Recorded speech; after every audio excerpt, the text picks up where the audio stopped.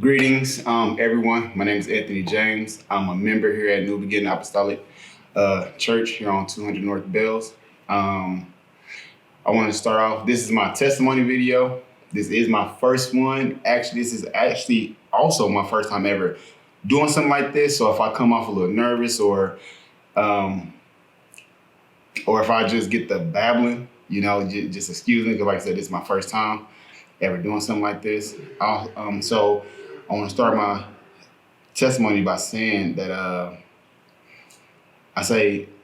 when I was a kid, as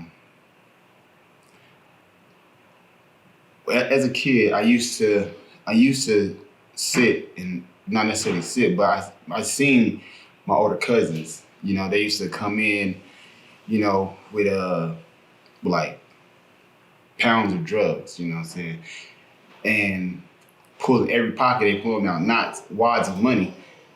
As a kid, I wasn't really trying to pay attention to that, but it's like when it's in your face, it's kind of hard not to at least glance, and then eventually it drew me in. So again, at some point, it just I became that. I became that. Also during that time, I was going to church. I was going to church at that time. The church I went to at that time, it was Victory Outreach. That's the church I went to at that time. Uh, also during that time, at that time I didn't know. At that time I didn't know the differences between. I didn't know the differences between like Baptist, Apostolic. I didn't know the difference between Methodist, Catholic. I didn't know the difference between none of that. All I knew is that if Jesus Christ was your Lord and Savior, then I was down with that. That's at the time that was my mindset. It wasn't until, so by me, having that mindset, that's where I went to go with the church. I didn't know the differences between denominations and none of that. If you was preaching out the Bible, if you was preaching about Jesus, I was tuned in. But at the same time, also as a kid, like I said, watching my cousins do the activities that they was doing, it naturally became a part of me. So because of that, Victory Outreach at the time was my church home at that time. And it's like the more, I got involved in the streets, the less I stopped going to church. Also, because I was so young, the further away from the church I moved, the less I started going. So then it just came to a point where I just stopped going to church altogether. I started going to church altogether. I started picking up bad habits, like I said, selling drugs, smoking, drinking, partying, fornicating, before marriage and stuff like that. So that naturally became a part of me. And I lived that lifestyle for a very long time. I say, even back when, like I do believe, like, had I stayed in church, I possibly wouldn't have gotten to the trouble that I had gotten into. Like even when I used to stay with my grandpa, stayed in trouble up there because I stayed in trouble there. He moved up north. Me and my brother, we was missing what was going on down here in the city. So, my grandpa gave us an ultimatum, and told us at that time I was a freshman. My brother, he was still in junior high, his last year of junior high, and like we didn't like it being up north because we felt like we was missing something down here. So we used to, like, every weekend we used to come down here and visit, hang out with our old friends that we hung out with, still continue to get into the trouble that we was getting into. And I guess my grandpa had caught on to it. And so he had because at this time I wasn't driving at this time either. So he had put like some money in the cabinet. And it was like, if this money is gone, then I know that you all are gone. And in reality, it was like, at that time, it was like we really wasn't tripping on, what my grandpa was saying to us. We were just like, we didn't want to be up north. So we took the money got on the bus and we came back down here, and I would say my mindset at the time was like, some time had went by, I looked at it like, man, had we stayed up north, our lives and the issues and the troubles that we have gotten into, possibly wouldn't have been so bad like it was when we came back. But everything happens for a reason, and it's like it took me quite some time to realize that. Excuse me. I feel like everything happens for a reason, whether it's good or bad. Everything happens for a reason. So after some time it went by, like when I first met my wife, who was my friend at the moment, so it's crazy how we met. It's like when I first met her, every time I saw her, every time I saw her, I saw her baby daddy. Every time I saw her baby daddy, I saw her. So I knew that they was together, and I wasn't the type of person to step on anybody's toes, I actually met my wife because we both used to engage in street activities. So during the time when I first met my wife, I was selling drugs there. I used to sell drugs. I used to sell weed. And she used to buy weed from me. At the time, I was also working at Pizza Hut. So I used to sell weed. I used to sell pizzas. I used to sell anything I could possibly get my hands on. I used to sell it, or try to anyway. And she had called my aunt from the first time I saw her. And I just never spoke to her in that type of manner because of the situation and whatnot. So I say as time went by, we ended up working with each other at Domino's. I was trying to remember the year. I say back in 2013, 2014 maybe, and we had became coworkers there. So I ended up running back into her and stuff like that. And I try to talk to her every now and then, or whenever I could, but she'll play me off every time. And at the time I was trying to get her to meet the girlfriend that I had at the time. But, they never got to meet. So, like I said, I'm babbling. I feel like I'm babbling now. But anyway, I say after some time had went by, I ended up getting shot. Back in 2015, April 2nd, 2015. Probably like 6-something in the evening, broad daylight. I got shot. I got shot in my face. I got shot in my back. My car got shot 13 times.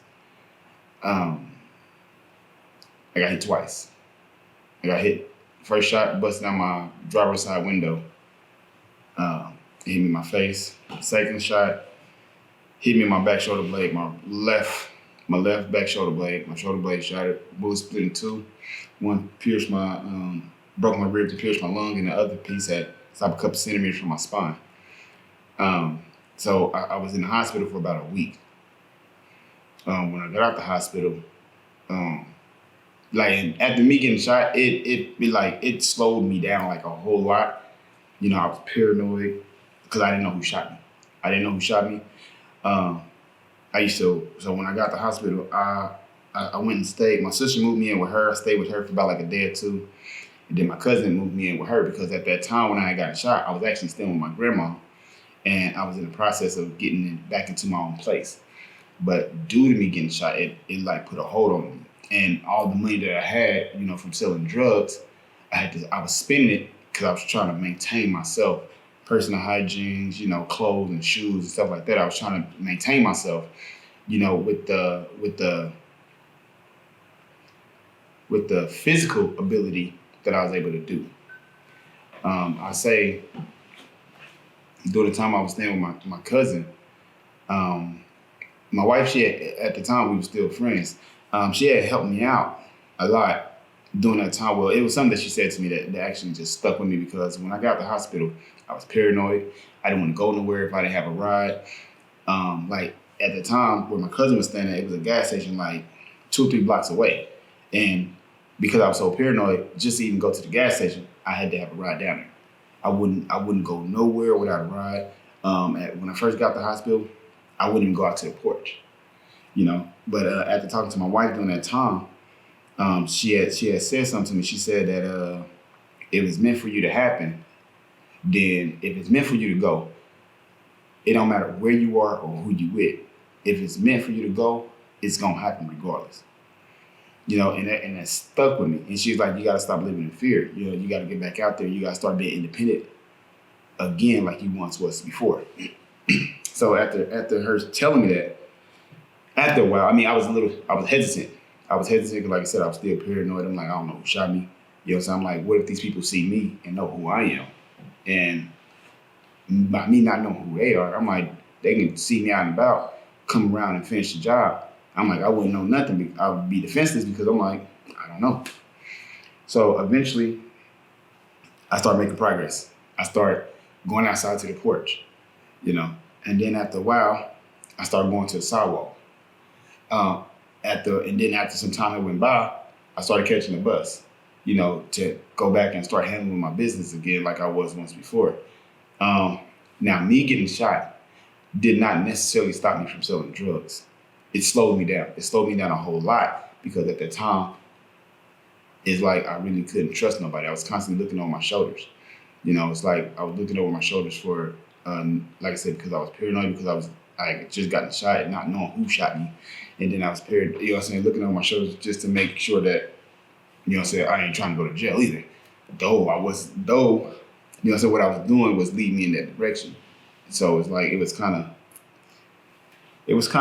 rough, but I was just trying to maintain myself. I say one of the prayers I did pray when I was in the world. I did. And one of the prayers that I used to pray was, though I was still selling drugs, because after a while I wouldn't pray because of what I was doing, But at first I was like, Lord, I know that I'm doing wrong, but I'm only doing it to better myself. That was one of the prayers that I used to pray when I was in the world, when I was selling drugs. After a while, I stopped saying it because I didn't feel right with praying every night before I went to bed, just to get up every morning, just to do the same thing that I was doing the night before. So I stopped praying for a long time. But that's a little before all this had even transpired. But like I said, currently, so when I first got into the church here, my wife, she actually grew up in this church. And I grew up in the church, it just wasn't this church. So at the point in time, my wife, she used to come to me, she used to invite me to come to church quite a bit. And I came a couple times. I just didn't come as often as she was inviting me because I didn't feel right with coming to church, trying to praise God, and then going back out into the streets and doing the same thing.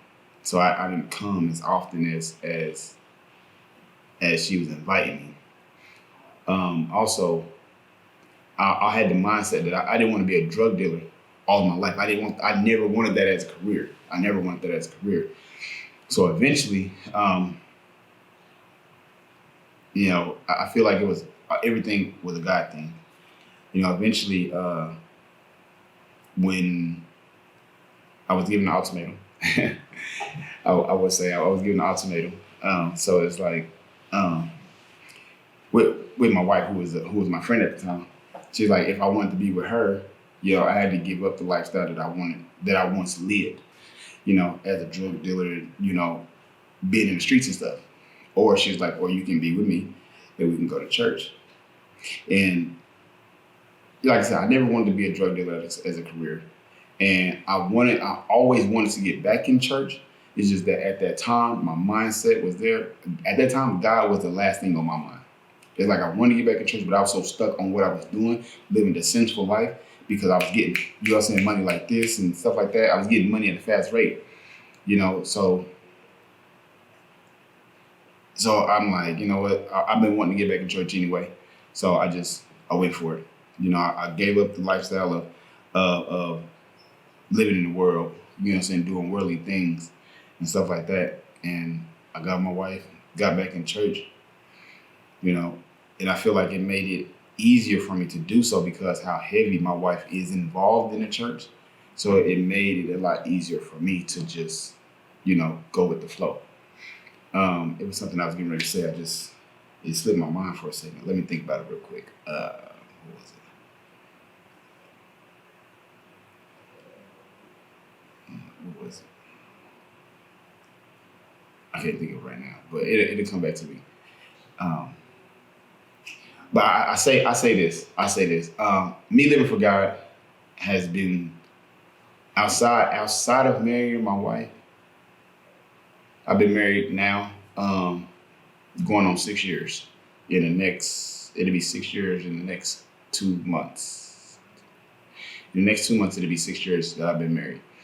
And I would say, outside of my wife, me choosing to live for God has been the best thing that ever happened to me in my life. Has been the best thing, hands down. It's like now I've been living for God for so long.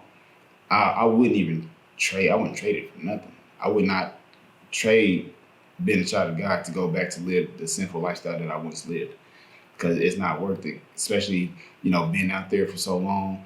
I feel like I done did everything I wanted to do. I done sold everything I could possibly get my hands on, and it's like I was out there doing all these things because I was trying to fill a void that I couldn't even feel because of the activities that I was engaging in. And so it's like at this point of my life, I'm like, going back to that would be kind of pointless because God done so much for me. God done opened my eyes to a lot of things that I was spiritually closed to. My eyes were spiritually closed. So it's like now it's a blessing for me to even still be here. Because I always looked at myself like I was had died. I actually did die for like 3 minutes in the hospital back in 2015, April 2nd. I actually died for 3 minutes in the hospital due to my injuries. But God, God saw in me what I didn't see in myself. Me personally, I didn't know why God spared me, because there's a lot of people out there that get shot, said just from getting a bullet to the leg, you'll die from that. But I got shot in my face, and got shot in my back, and for me to still live. My car got shot 13 times. My car was totaled out. I couldn't fix my car if I wanted to because it would have cost me way more money to fix it than what the car was actually worth. And it's like God saw in me what I didn't see in myself. So it's like for me to still be here years later, that incident had taken place back in 2015. Here we are in 2021 now. We're in 2021 now. My youngest child is 4. I would have been dead. I wouldn't have been able to, I wouldn't be here. I wouldn't have met the people that I've met, my church family, my wife, my children. They would have grew up without a dad. And it's like, it would all have been my fault. It would all have been my fault, And it's like, now that I realize that, it's like I said, I wouldn't give it up. I wouldn't give it up. I would not give up the things of God to go back. What I'm saying? Not that I'm scared, but it's like, it's pointless. I'm much stronger by living for God than what I was when I was in the world. People, we walk around here, in the world, we thinking that we tough and stuff like that. And it's like, in reality, it's like we're not as tough as we think we are. We can only get stronger by God. Every day that God giving us, allowing us to wake up, so it's a blessing. It's a blessing to wake up every morning, to go to bed every night, praying to God, asking to watch over us, to protect us and keep us. It's a blessing. There's a lot of people out here, they're dying lost. I never understood the terms of God will, he may not be there when you need him, but he's always on time. I never understood them terms until I actually started getting older and I started realizing, I started experiencing it for myself, and I feel like God had opened my understanding up to that. It was something else I was going to say, but like I said, it's a blessing. It's a blessing to still be here. I'm blessed to be able to do this video, though it's my first time. Next time may be a lot. I may be, I may be more, I don't know, whatever you want to say. But like I said, man, it's a blessing to be here. It's a blessing to be able to do this. I'm blessed that God saw in me, what I didn't see in myself.